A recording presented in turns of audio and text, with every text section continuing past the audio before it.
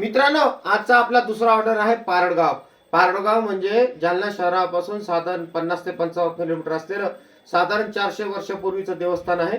आणि ज्याप्रमाणे राजूरचा गणपती आहे त्याच पद्धतीची देवाची मूर्ती शेंदुरामध्ये असलेली भैरवनाथाची मूर्ती ही पारडगावची आहे.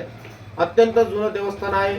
भारदस्त मूर्ती आहे आणि या भारदस्त मूर्तीला भारदस्त टोप आपण इथं बनवलेलं आहे. माझा दुसरा आलेला ऑर्डर ज्या पद्धतीने मी यूट्यूबवर व्हिडिओ टाकले आणि माझा मोबाईल नंबर टाकला होता, तर यूट्यूबवर व्हिडिओ टाकल्यानंतर आलेला दुसरा ऑर्डर म्हणजे हा पारडगावचा. हा साधारण 16 इंच उंचीचा आहे आणि 22 इंच रुंद आहे.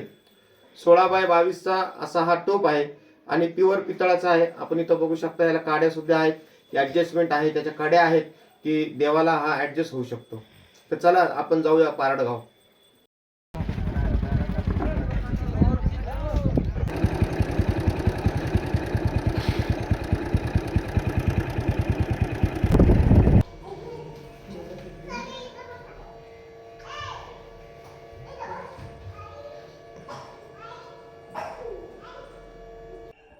जोगेश्वरी भैरवनाथ या देवस्थानची उत्पत्ती ही जवळजवळ 700 वर्षापूर्वीचं हे मंदिर आहे.